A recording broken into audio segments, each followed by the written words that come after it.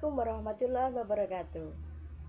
Pada kesempatan kali ini saya akan membahas tentang materi sosiologi bab 2 kelas 11 SMA, yaitu tentang upaya mengatasi masalah sosial dalam masyarakat.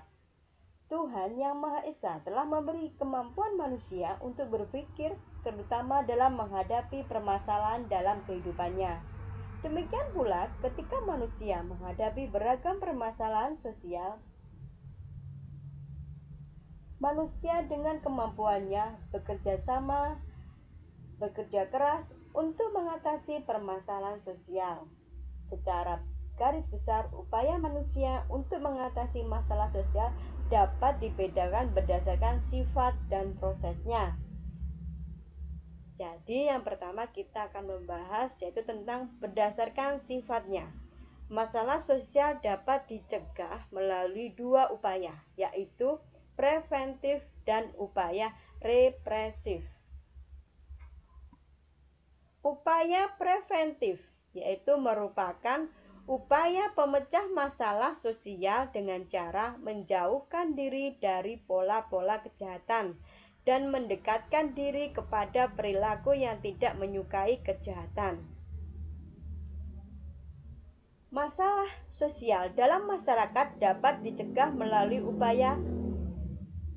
upaya berikut, yaitu penanaman pemahaman agama, kemudian penerapan etika sosial, dan perencanaan sosial. Penanaman pemahaman agama. Fungsi penanaman pemahaman nilai-nilai agama untuk mencegah timbulnya masalah sosial, yaitu diantaranya mengajarkan kebaikan dan kebenaran sehingga setiap penganutnya dapat menghindari perbuatan yang dianggap buruk atau salah.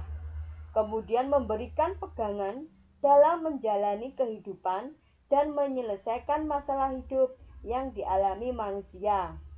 Kemudian mengawasi perilaku masyarakat melalui ajaran-ajaran agama dengan sanksi yang bersifat hakiki. Kemudian terakhir menjaga kerukunan hubungan antar umat beragama. Penerapan etika sosial. Etika sosial merupakan sistem nilai yang berhubungan dengan sesuatu yang dianggap baik atau buruk dan pantas atau tidak pantas dalam kehidupan masyarakat. Penanaman etika sosial pertama dan utama dilakukan di lingkungan keluarga, yaitu anak mulai diajari perbuatan baik oleh keluarga.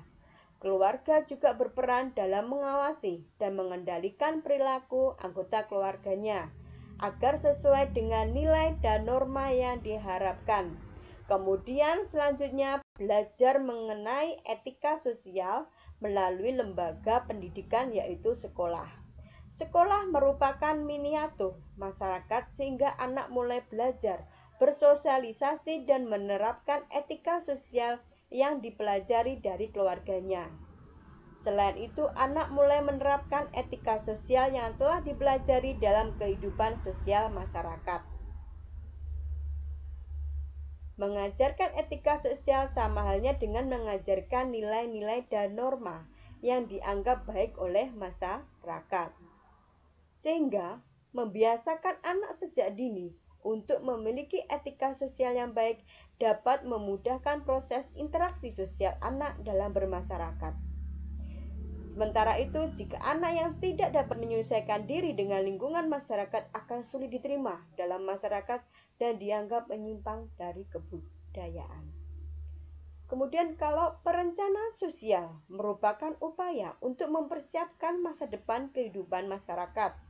Perencanaan sosial lebih bersifat preventif karena kegiatannya memuat pengarahan dan bimbingan sosial mengenai cara-cara hidup bermasyarakat yang lebih baik. Adapun syarat-syarat perencanaan sosial hendaknya mempertimbangkan aspek yaitu perkembangan modernitas sosial masyarakat. Modernitas ditandai dengan perkembangan ilmu pengetahuan dan teknologi dalam kehidupan masyarakat.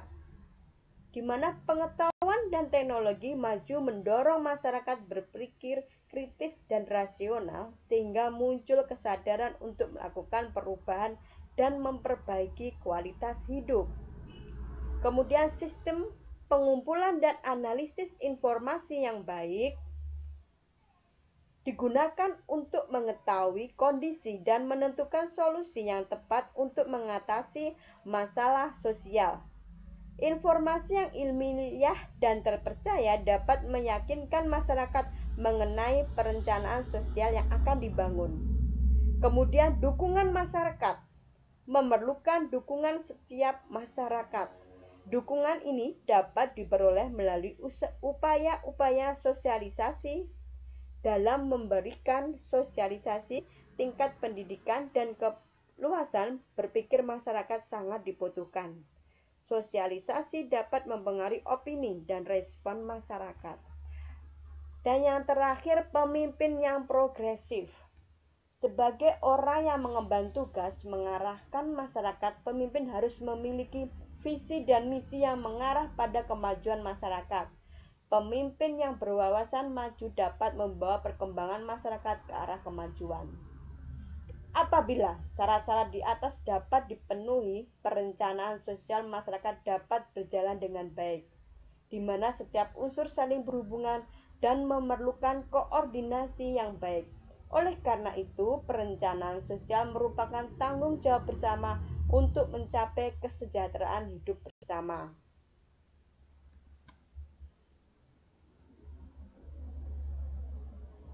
Dan yang terakhir, upaya represif.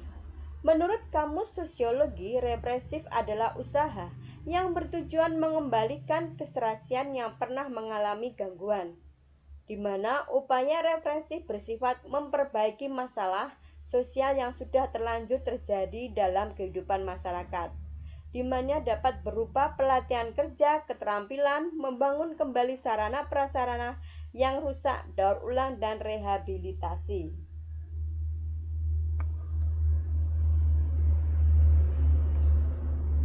Upaya mengatasi masalah sosial berdasarkan prosesnya ada dua, yaitu persuasif dan koersif. Kalau persuasif merupakan pengendalian masalah sosial yang dilakukan tanpa kekerasan.